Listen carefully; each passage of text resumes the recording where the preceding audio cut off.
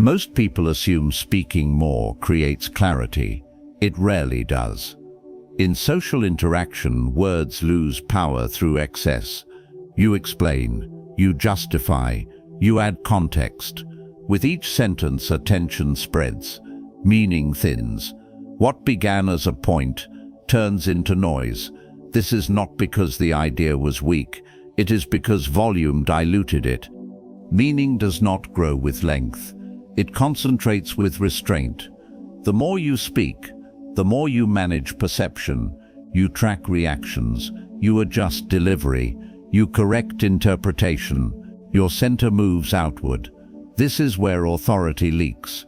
People sense it immediately. Words land softer, responses lose weight, presence fades. Not because something was said wrong, but because too much was said. The Stoic position was precise. They did not speak to impress. They spoke to position. Speech came from clarity, not from the need to be understood. This created gravity. When words were few, attention sharpened. Silence framed speech. Restraint gave meaning shape. This is the reversal most people miss. Silence does not weaken communication. Excess speech does. When words are restrained, they stop competing with themselves. Meaning stands alone. If your words are often ignored, misread, or lose impact, the issue is not expression, it is saturation.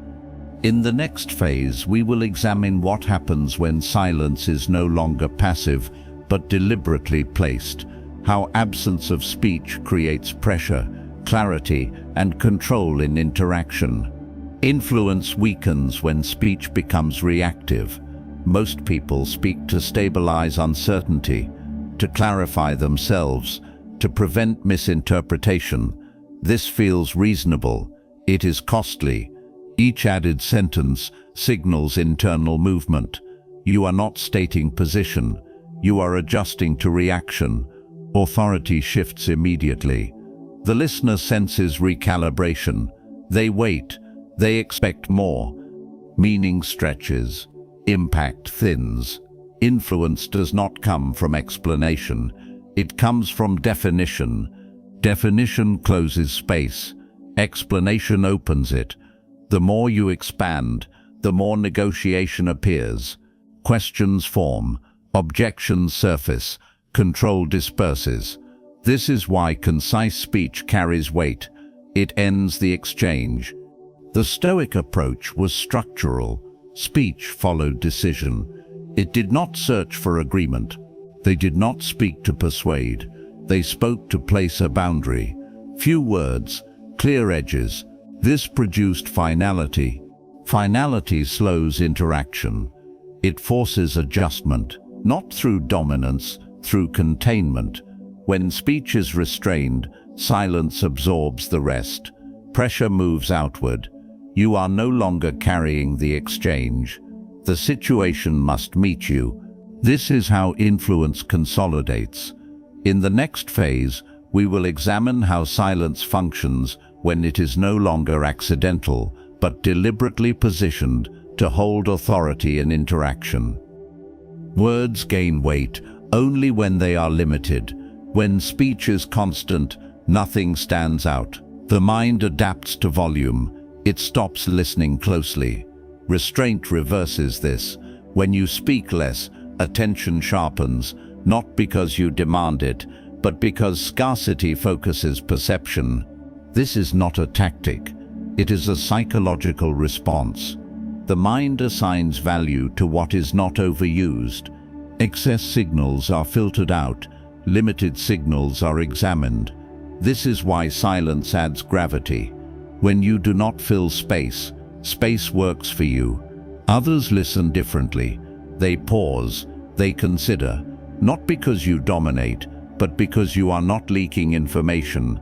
Your words arrive intact.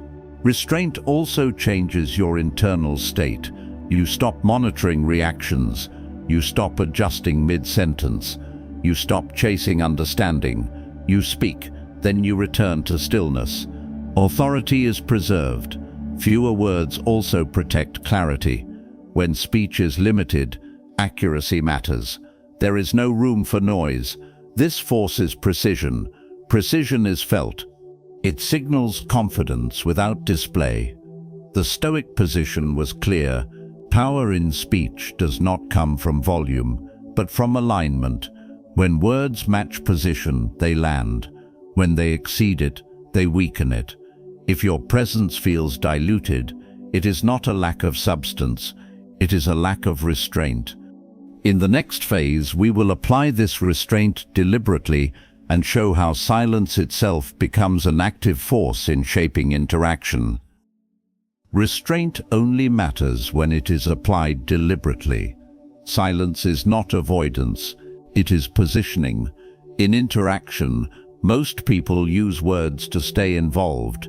They fill gaps, they reassure presence, they prevent discomfort. This weakens composure. Application begins by allowing space without stepping back. You remain engaged. You listen fully. You do not rush to respond. Silence is held, not escaped into. When a statement ends, you do not immediately follow it. You let it stand. This creates structure. Others feel the pause. They register completion. They adjust. You have not withdrawn. You have anchored. When you do speak, it is brief. You say what is necessary, then you stop. No reinforcement, no repetition, no emotional cushioning. This does not escalate tension. It stabilizes it because silence absorbs pressure. The conversation slows, reactivity declines, clarity increases. This is silence used correctly, not as a wall, as a frame. You are present without leaking, engaged without dispersing. This is how composure remains intact, even in active exchange. In the final phase, we will integrate this restraint into identity and show how saying less becomes a permanent posture, not a situational choice. At this stage, restraint must become identity, not something you decide to use, something you operate from. You are no longer someone who manages conversations. You are someone whose words are already weighed. Speech is deliberate, silence is comfortable, presence is stable. This is not quietness, it is precision. You speak when alignment requires it. You remain silent when speech would dilute position. This posture changes how others respond. They listen more closely, they adjust pace, they project less, not because you dominate, but because you do not leak authority. This is influence without effort. When restraint is internalized, communication becomes efficient, meaning concentrates, composure remains intact. This completes the arc.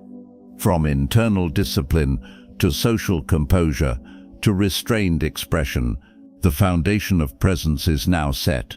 In the next phase, we will deepen this even further and examine how silence itself can be positioned intentionally to shape interaction without a single additional word.